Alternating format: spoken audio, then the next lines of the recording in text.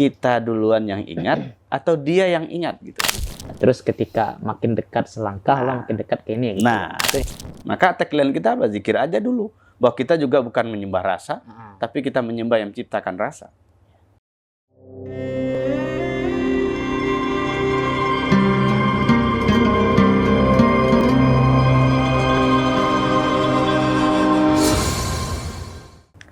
Assalamualaikum warahmatullahi wabarakatuh. Apa kabar semua para sahabat? Semoga senantiasa dilimpahkan Allah Subhanahu wa taala selalu.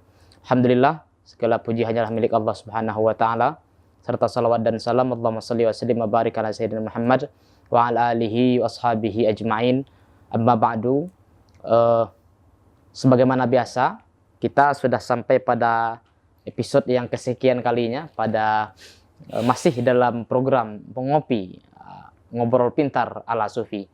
Masih bersama guru kita tentunya, Buya Dr. Aldomi Putra. Semoga beliau senantiasa dilimpahkan keberkahan oleh Allah Subhanahu wa taala selalu, serta diberikan kesehatan dan kemudahan dalam menjalani setiap tugas-tugas dakwah, insyaallah. Sebelum itu mari kita hadiahkan Al-Fatihah dahulu. Kita buka dengan Al-Fatihah. Semoga ini selalu diberkahi oleh Allah. Ala hadinihi ala kulli niyatin salihah. Sya'ulillahil Fatihah. A'udzubillahi minasyaitonir rajim.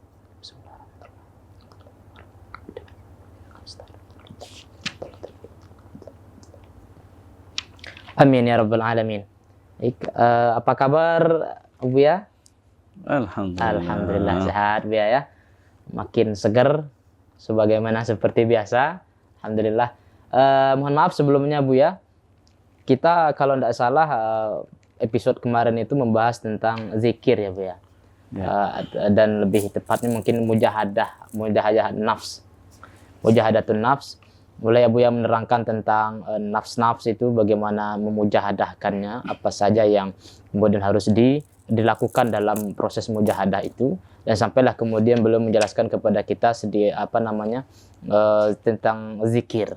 Nah, kali ini kita akan melanjutkan pembicaraan tentang zikir ini karena zikir menjadi salah satu faktor penting ya, atau alat ya, atau bisa disebut dengan upaya seseorang untuk mencapai kepada Allah Subhanahu wa taala.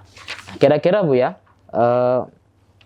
bagaimana sih komentar para ulama atau pendapat para ulama tentang zikir ini Bu ya?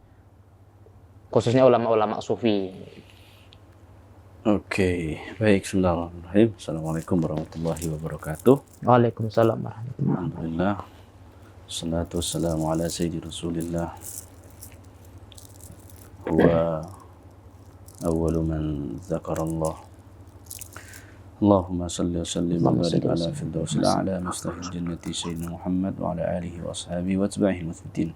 Allahumma salli ala al-fatih mustahil wujub al-kusyuf wa syuhud wa ala alihi wa ashabihi ajma'in. Amin. Baik, terima kasih Ustaz Dayat.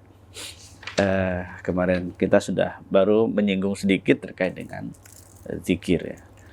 Kemudian kalau kita bicara argumentasi dalil ya, itu sudah dijawab ya oleh Buya Yunal ya. Mana dalilnya? Mana dalilnya? Dalilnya ada banyak sekali. Dan kemarin di ujung pembahasan kita kemarin itu kita menyebutkan beberapa ayat Quran terkait dengan zikir. Ayatnya banyak sekali. Dan di antara yang populer itu adalah fazkuruni azkurkum. Lalu ada juga ya ayyuhalladzina amanu dzkurullaha dzikran katsira wasabbihu bukratan wa asila. Kemudian hadis Nabi juga sangat banyak sekali membicarakan terkait dengan bab zikir itu. Dan bahkan ini kita sebutkan di antaranya, sebetulnya banyak ya, kemarin kita sudah sebutkan beberapa. Nah, sekarang ada riwayat dari Abu Hurairah dari Nabi Muhammad SAW. Qala Rasulullah SAW, yaqulullah ta'ala, artinya ini adalah hadis qudsi. Ana 'inda dhanni 'abdi bi wa ana ma'ahu idza dzakarani wa idza dzakarani fi nafsi dzakartuhu fi nafsi wa in dzakarani fi mala'in dzakartuhu fi mala'in khair minhum wa in taqarraba ilayya shibran taqarrabtu ilayhi zira'an wa in taqarraba ilayya zira'an taqarrabtu ilayhi ba'an wa in atani yamshi ataituhu harwala. Nah, ini menggambarkan bahwa kalau ini biasa, ini mungkin bagian dari klarifikasi juga dari kalam-kalam kita sebelumnya yang mengatakan. Apa itu ya? Apa kalam kita sebelumnya yang mengatakan ana inda dhanni 'abdi bi. Ini kalau kita perhatikan nih. Wah, ini sudah habis dawatnya nih sudah. Aduh, ini berarti satu lagi selesai ya, ini berarti. Kalau iya kita isi lagi ya. Masih ada. Kan di hadisnya ana Inda dhanni abdi ana inda dhanni abdi bi, ya. Selama ini kita katakan apa? Apa selama ini? Aku menurut ini yang umumnya ya. Aku menurut persangkaan hambaku terhadapku. Berarti kalau kita ingat Allah baru ingat kita gitu. Kan itu ujungnya itu. Berarti kalau kita sedang ingat, Allah sedang ingat. Berarti kalau kita ya mungkin kalau ini ya kalau kita nggak ingat, berarti Allah nggak ingat juga dong gitu. Nah itu selama ini kita kadang terjebak di bab itu. Kadang saya juga terjebak di bab itu ya. Nah ini bagian dari klarifikasi terhadap apa yang sebelumnya kita katakan begitu. Ana inda dhanni abdi bi. Ya. Sebetulnya yang mengingat Allah itu siapa sesungguhnya? Atau hamba mengingat Allah itu asbab hambanya atau karena Allah izinkan dia untuk mengingat namanya? Ya, kan itu menarik itu ya. Lalu ana ma'ahu idza dzakarani. Aku bersamanya apabila dia mengingatku. Jadi kalau dia nggak mengingatku, berarti aku nggak sedang bersamanya, kan gitu kebalikannya itu. Ini hal yang juga jadi perhatian bagi kita ketika membahas hadis ini. Sebetulnya ini atas izin Allah. Berarti zikir itu mengingat Allah itu atas izin kemurahan dari Allah. Iya kan, bukan sebetulnya kalau kita masuk dalam bab itu ya, tapi di satu hal yang harus kita pahami, kalam ini jika kita perhatikan dalam konteks taklim dan belajar prosesi untuk mengingat itu, kan di sini di awal itu aku bersamanya apabila dia mengingatku. Artinya mengingat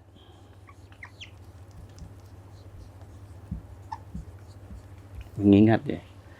Kan sederhananya orang memahami ketika dia mengingat sesuatu, maka sesuatu itu ingat juga. Kira-kira begitu. Ketika Ustaz Dayat kangen sama orang tua di rumah. Itu juga sedang ini sama anak muda tuh ya. Kalau kita lagi ingat dia jangan lagi ingat kita nih, lagi ngerindu kita gitu kan. Pertanyaannya, kita duluan yang ingat atau dia yang ingat gitu? Kita duluan ingat atau dia yang duluan ingat? Nah, siapa yang dulu ingat? Itu mohon dijelaskan gitu ya. Supaya orang tidak memahami di situ sayanya yang ingat gitu. Kalau saya nggak ngingat duluan, dia nggak ingat saya gitu. Kalau kalau kita perhatikan seolah-olah kan sayanya itu yang dominan. Sayanya yang dominan. Kalau kita tidak ingat, kalau saya nggak ingat Allah nggak ingat kita. Nah, itu kan persepsinya. Itu kan bahaya. Persepsinya beda di situ. Walaupun di sini Allah kan sudah katakan, saya bersama hambaku apabila dia mengingatku. Arti mengingat itu adalah sarana untuk bersama. Kemudian lalu kata Allah, apabila hambaku mengingat dalam dirinya, aku juga mengingat dalam diriku. Lalu apalagi? Apabila dia mengingatku dalam keramaian, aku juga akan mengingatnya dalam keramaian yang lainnya.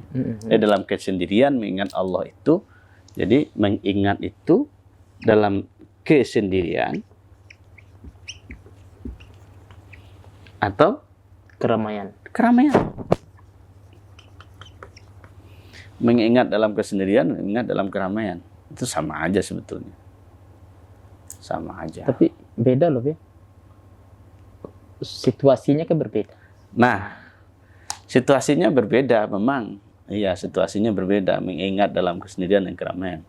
Nah, pertanyaannya, ketika berada dalam kesendirian atau keramaian, Apakah mengingatnya mengingatnya karena yang lain atau mengingatnya karena dia? atau mungkin pertanyaan selanjutnya, apakah situasi kondisi dua hal yang berbeda ini kemudian membuat kita juga membedakan proses mengingat gitu. Jadi kalau di saat kesendirian kita biasanya ingat nih sama Allah, tapi saat keramaian udah lupa gitu. Kan ada juga orang yang kalau di tengah keramaian dia itu ingat Allah Bapak ya, tapi pas kesendirian dia galau terus nggak ingat Allah. Kan ada juga begitu. Berarti harusnya kan mengingat berarti niatnya artinya dimanapun ingat Allah. Nah, itu poinnya. Jadi dimanapun ingat Allah itu, nah, itu yang jadi perhatian kita itu. Jadi mengingat Allah itu bukan temporal juga, tapi dimanapun kapanpun. Oh, itu yang dimaksud ayat ittaqillah haitsu ma kunta itu, Be. Enggak, itu bukan ke situ begini. Atau dimanapun mengingat Allah itu. Aku main nama kuntum itu bukan. Ayat itu ya ayyuhalladzina amanu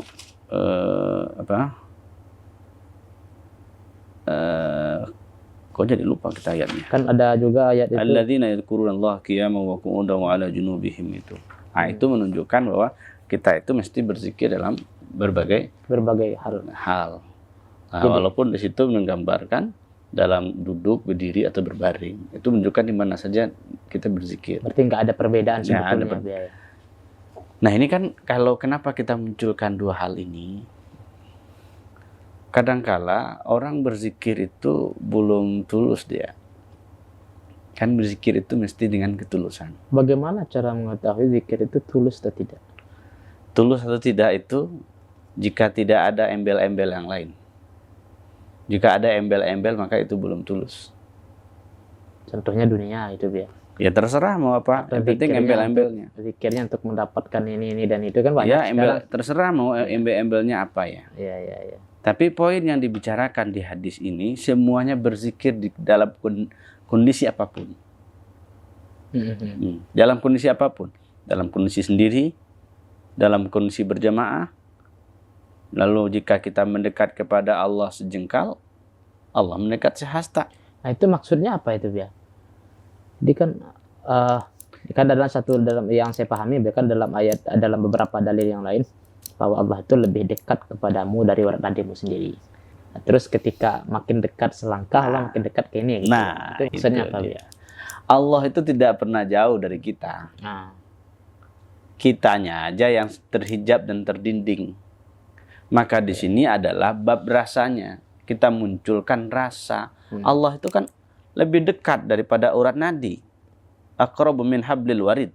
Apakah itu hanya sebuah simbol saja sebetulnya? Bukan soal sebuah simbol. Maksudnya urat nadi itu kan urat nadi mana? Ya. Ini we. Iya mana? Urat nadi yang mana cuma do? Jangan sampai salah urat nadi. Nah, lebih dekat artinya apa? Allah itu dalam kesejatiannya tanpa jarak dengan kita. Tidak ada jarak dengan kita. Yang ada itu kita yang terhijab. Tuh. Hijab. Kita yang terhijab. Berarti betul kata Syekh bin Athaillah itu ya. Al-haqqu laisa bimahjubin wa innamal mahjubu anta. Iya. Allah itu enggak terhijab sama sekali, yang terhijab itu engkau sendiri, engkau sendiri. Itulah jadi makna mendekat itu. Allah itu selalu pasti ingatlah. Sekali Allah ingat kita, selama-lamanya Allah ingat. Itu dia. Nah, ini kan makna dhanni, ana inda dhanni abdi bi. Jika hamba mendekat kepadaku, kan bahasanya aku juga mendekat kepadanya dan bahkan lebih dari itu. Jika hamba mendekat kepadaku sejengkal, aku akan mendekat kepadanya sehasta. Jika hambaku datang kepadaku jalan, aku akan berlari. Kan begitu. Artinya apa yang ingin katakan itu? Gambaran bahwa ketika kita mendekat itu, jadi bukan seolah-olah itu bahasa majas. Nah, kira-kira gitu. Kalau kita gambarkan begini bahasa ya. Majas, ya. Tuh.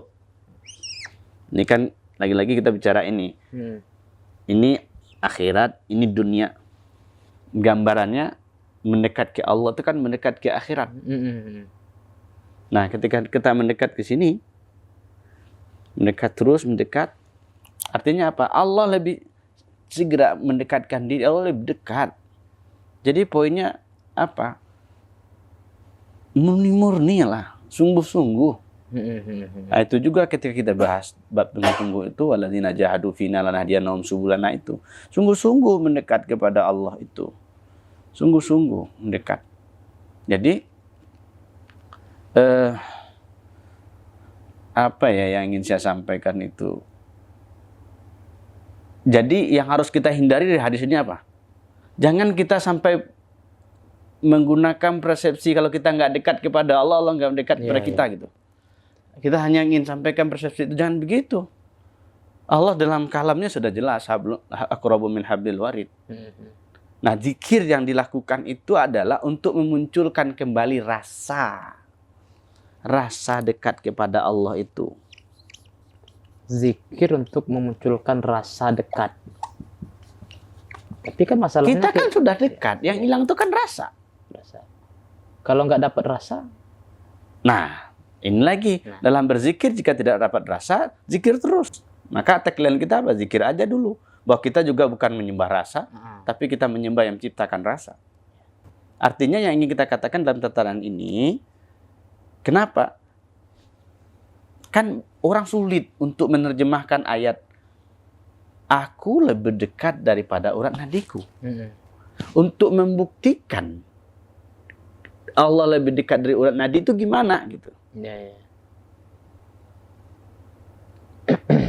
Nah, itu kan gambaran bahwa Allah tuh, apalagi poinnya di situ, bahwa Allah tuh tidak di mana gitu. Bahwa Allah tuh tidak di Mekah, atau bahasa lainnya tidak di Mekah saja atau di tempat-tempat lain saja. Dimanapun Allah ada dan Allah dekat. Maka nyari Tuhan tuh nggak perlu ke gunung juga gitu. Dan berarti kalau sudah mengaitkan Tuhan dengan jarak, waktu, tempat, artinya kita sudah memakhlukkan Tuhan. Bermasalah kita. Itu dia yang ingin kita katakan, bahwa Tuhan itu bukanlah sesuai dengan persepsi kita. Walaupun kalamnya ana inda dhanni abdi bi. Dia kan? Jadi jalan keluarnya ya ketika masih ada yang mempunyai persepsi sebagaimana di awal tadi gitu. Itu kan kadang membuat mereka itu putus asa kadang-kadang. Saya sudah mencoba mendekat nih, kok Allah nggak dekat-dekat. Akhirnya dia putus asa, nggak mau zikir itu dia, makanya. Kan? Maka ketika dikalamkan kalam ini, jangan ente pakai nafsiyah. Kalau masih pakai ini bermasalah dia. Maka Tuhan itu tergantung kita. Iya. Jadi Tuhan yang ikut kita jatuhnya. Nah itu, supaya itu tidak terjadi. Itulah kenapa kita sedikit bingung persoalan ini. Jadi sebetulnya Allah itu sudah dekat kok dengan kita. Kan kitanya, karena sudah ada hijab yang tadi kita sebut, ini yang membuat dinding itu. Allah itu tidak pernah terhijab dengan kita, yang terhijab itu kita. Kitanya yang terhijab dengan Allah. Nah itu untuk menyingkap hijab itu, maka mulai instrumennya di sini. Kalau kamu mulai menyingkap hijab satu, aku akan singkapkan hijab kepadamu lebih daripada itu. Sampai berapa itu hijab ya? Yang hijab. Iya, kalau kita bicara bab hijab, seperti yang kalamkan oleh Ibnu Arabi itu, 70.000 hijab cahaya dan 70.000 hijab zulumat. Sejauh itulah perjalanan yang harus dilalui oleh seorang salik ya. Nah, itu kalau ngikutin formalitasnya begitu. Oke. Ini ya, kan tadi ada orang mengingat di kesendirian dan di kerumunan. Keramaian. Apa tips ya? Bagaimana caranya? Dua hal ini sama saja gitu kan? Iya. Nah, poinnya dua ini sama saja, bukan berbeda. Mau di kesendirian, mau di keramaian, tetap ingat Allah. Ya. Itu poinnya. Mau di tempat suluk atau tidak di tempat suluk, tetap ingat Allah. Jadi ingat Allah itu bukan hanya sebatas di tempat suluk, bukan hanya sebatas dapat ijazah mursyid. Jadi tidak sampai di situ. Jadi ingat Allah itu berkelanjutan. Sendiri ingat Allah, kebersamaan juga mengingat Allah. Iya. Nah itu dia. Artinya nggak berpengaruh kepada seorang sadik itu. Makanya ingat Allah itu berbagai keadaan dimanapun ya. Orang kan takutnya kan di situ ya. Ini kalau kamu mau melihat keimanan, patokannya carilah ke masjid kan begitu. Berarti kalau orang masuk masjid berarti dia ada iman. Tiba-tiba pas keluar masjid nggak kuat juga ternyata kan.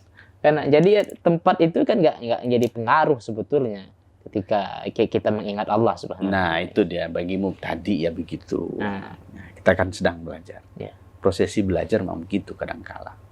Nah, lalu pertanyaan tadi ya, itu kan baru mukadimah untuk ke arah Iya, pertanyaan mukadimah. Ustaz Dayat. Cuman ya, belum maksudnya ada satu tambah lagi untuk mukadimah ya. Terkait Allah soal hasta sejarah itu. Apakah itu juga tafsiran dari titik kedalaman diri kita itu ya? Maksudnya tahapan-tahapan dari kalbu, fuad, lub, sir, ruh itu ya. Itu arah ke situ juga nggak jelasannya? Oke. Jika ditarik ke situ bisa dibawa ke arah itu. Karena kita berada pada posisi yang sangat luar biasa tebal hijabnya. Ya, kalau kita gambarkan secara sekelumit, itu ada qalib. Nah, luaran itu, template ini jasa dia ini qalib. Lalu dalamannya ada qalbu. Nah, kan kita mesti masuk dulu ke qalbu. Iya, iya. Kenapa kita terasa jauh dari Allah? Karena tertutup kita. Qalbu kita tertutup, qalbu kita bermasalah. Lalu dibuka dulu tutupnya. Taubat dan talqin. Lalu terbuka tutup qalbu. Maka ketika kita sudah mulai mengingat Allah di lisan, lalu mantul dia ke qalbu, lalu nanti zikir lagi di situ, nanti mantul lagi dan seterusnya. Yang ini nanti mungkin pada episode berikutnya kita bahas tentang bagian-bagian zikir itu untuk menjawab bab itu ya. Ya, oke, siap. Oke. Nah, sekarang untuk menjawab pertanyaan Ustadz Dayat tadi itu, kalau ayat Quran dan hadis kan sudah banyak. Fadhkurullaha qiyaman wa qu'udan wa ala junubikum. Lalu ada lagi ayyuhalladzina amanu dzkurullaha dzikran katsira. Sudah banyak ayat Quran bicara tentang itu. Lalu para ulama bagaimana komentarnya? Komentar para ulama itu apa? Nah, tadi Ustadz Dayat mengutip apa tadi? Ibnu Athaillah As-Sakandari. Nah, sekarang kita juga kutip Ibnu Athaillah As-Sakandari sebagaimana dikutip oleh Syekh Abdul Qadir Al-Isa. Apa kata beliau? Ibnu Athaillah As-Sakandari menyebutkan az-zikru huwa takhallus minal ghaflah wan nisyan bidawamil huduri ma'allah bihuduril qalbi ma'al haq. Artinya apa? Zikir itu membersihkan kelalaian, ghaflah, atau menghilangkan ghaflah dan nisyan bidawamil huduril qalbi ma'al haq. Jadi itu zikir itu. Ghaflah, kelalaian, dan kealpaan atau kelupaan ya, nisyan. Jadi zikir kan sudah disebut. Zikir itu apa? Zikir lawannya lupa. Ghaflah. Ya, lupa. Ini lawannya ghaflah. Lalu zikir itu kata Ibnu Athaillah As-Sakandari, dia akan membersihkan dari dia bersihkan dari ghaflah dan nisyan. Nisyan apa? Lupa. Ini yang ditakhallus oleh zikir. Ini yang dihilangkan oleh zikir itu. Kelalaian dan kelupaan kepada Allah itu. Caranya dengan apa? Bidawami huduril qalbi. Jadi zikir itu mesti ada dawamnya. Dawamu zikri. Dawamu hudur al-qalbi. Nah ini. Jadi kalau kita mau zikiran, yang tadi masuk pada hadis, ketika kita mengingat Allah sehasta, sejengkal Allah akan sehasta. Jika sehasta Allah akan, jika berjalan Allah akan berlari. Itu gambaran saja ya, ilustrasi terkait dengan itu. Ini yang penting itu. Ghaflah itu menghilangkan ghaflah dan menghilangkan nisyan. Dengan catatan dawamu hudurul qalbi ma'al haq. Ma'al haq ini Allah. Ini kalau kita masuk dalam bab ini ternyata apa yang ingin disampaikan oleh Ibnu Athaillah As-Sakandari itu ternyata zikir itu di situ ada dawam dan di situ ada kalau dalam dunia thariqah itu ada muraqabah di situ. Di sini di kalamnya Ibnu Athaillah As-Sakandari ini terdapat di sini namanya muraqabah ma'iyah. Muraqabah ma'iyah. Jadi dawamu huduril qalbi ma'allah, berkekalan atau kalbu itu selalu hadir bersama Allah. Continue berkelanjutan. Continue bersama artinya apa? Merasa selalu bersama dengan Allah Subhanahu wa taala itu. Jadi merasa selalu bersama Allah, artinya kata Buya tadi menyinggung muraqabah. Nah, muraqabah ini apa sebetulnya Buya, dan berapa pembagian muraqabah? Oke. Ini satu episode lagi itu bahasnya ya. Buya Kita bagi-bagi dulu, Iya, bukan iya. nggak mau jawab kita. Ah, Nah, karena kan kalau kita bicara muraqabah nanti banyak bilangannya, ada Iya, iya. muraqabah muraqabah apa namanya? Adadi ya. Lalu ada namanya muraqabatul qalbi dan macam-macam, muraqabah intinya di ahadi situ, macam. intinya Banyak itu ada nantilah. Kalau ada kesempatan kita akan juga bicara tentang keilmuan muraqabah itu. Walaupun dalam dunia thariqah persulukan kadang nggak dibahas tentang muraqabah itu. Nanti dikasih-kasih aja. Kalau sudah murid sudah sampai di situ nanti dikasih tahu, oh itu namanya muraqabah ahadiyah, oh itu namanya muraqabah ma'iyah, lalu itu namanya muraqabah aqrabiyah. Iya, iya, iya. Macam-macam. Muraqabah af'al, macam-macam ya. Kok jadi tersebut juga jadinya tuh. Itu Udah ada bocoran dikit ya, kawan-kawan ya. Nah, itu gambarannya ya terkait dengan itu. Nah, sekarang kita kembali ke sini. Dawamu hudur qalbi ma Allah. Ini kalamnya Ibnu Athaillah Iskandari. Kapan? Bagaimana caranya? Caranya itu ya banyak sebut nama Allah. Di lisan dan di kolbu. Supaya dia jadi dawam. Ini zikir ini ada, nanti juga kita masuk pada pembagian zikir nanti. Lisan, kolbu. Jadi ada zikir lisan, ada zikir qalbu. Ada juga nanti pembahasannya ada. Nanti akan kita singgung, akan berlahan terkait dengan itu. Jadi di lisan dan di kolbu ini penyebutannya harus banyak. Selalu disebut. Nah, inilah implementasi dari ayat di surat Al-Ahzab 41 itu, ya ayyuhalladzina amanu dzkurullaha dzikran katsira. Wahai orang-orang yang beriman, sebutlah nama Allah atau ingatlah kepada Allah dengan sebanyak-banyaknya. Nah, inilah yang kita katakan bahwa sudah semestinya kita zikir unlimited. Tidak terbatas. Zikirnya mesti unlimited. Nah, itu yang dituju dengan dawamu hudurul qalbi ma'allah. Jika zikirnya tidak unlimited, bagaimana hudurul qalbi ma'al haq? Hudurul qalbi ini, sahabat yang kami pahami, hadirnya hati selalu bersama Allah, itu ayat tadi. Artinya hadir hati bersama Allah. Itu dalam kolbu, itu nama yang ada itu Allah. Allah. Allah. Ya, ya. Kalau sudah begitu, disitulah baru boleh tuh apa namanya, dendang-dendangan yang selalu dikatakan orang, hasbi rabbi jalallah ma fi qalbi ghairullah. Nah, ma fi qalbi ghairullah itu dawamul hudur. Al-qalbi ma'al haq. Bahkan zikir seperti ini, huduri qalbi ma'al haq itu, bahkan ketika kita ngobrol kayak begini nih ya, orang yang sudah sampai pada itu tetap zikir kan? Tetap zikir karena mahalnya kan berbeda. Nah, ya, ya. Mahal fi qalbi mahal dzikrul lafzul jalalah. Di kalbu itu tempatnya zikir lafzul jalalah. Allah. Makanya ketika lisan menyebut la ilaha illallah, kalbu tetap nyebut Allah. Lisan menyebut apapun, kalbu tetap bisa nyebut juga. Kita ngobrol sedang begini, jika sudah terlatih, kalbu pasti nyebut Allah. Ya, makanya soalnya ini ada yang bilang, mana mungkin kita aja ketika dalam sholat aja udah nggak bisa khusyuk. Setelah sholat zikir aja susah, apalagi pas lagi ngobrol interaksi sama orang. Nah, makanya zikir, itu gitu, kan? kita mesti ngerti tekniknya. Nah, jadi semua harus ada tekniknya. Ada tekniknya. Kan baik, oke, kita ambil satu sampel tadi, sholat. Sholat kan seperti sedang sering kita bahas juga, kalau bagi orang syariat sholatnya hanya aqwal wa af'al. Ya. Kalau terserah kalbunya mau kemana, terserah pikirannya mau kemana. Ya. Yang penting ada bacaan, ada gerakan. Tapi kalau sudah masuk bab sholat thariqah, diikut sertakan kalbu. Bisa. Coba aja. Masalahnya tidak, karena tempatnya beda-beda. Ya, gitu ya. Nah, terlatih atau tidak kan gitu. Nah, itulah perlunya riyadhah itu. Di tempat suluk itu tempat berlatih. Dan tidak boleh jemawa juga orang yang sudah suluk, sudah i'tikaf, nggak boleh. Itu tempat latihan kok. Oh, pas di latihan kadang orang sukses, pas di luarnya kesleo, terjatuh, itu biasa aja tuh. Jadi nggak ada jaminan juga. Jadi jangan berbangga saya sudah suluk sekian. Nah, tidak boleh berbangga dalam bab itu. Buktinya iblis tergelincir juga ya. Nah, iblis itu sudah pastilah itu. Ya.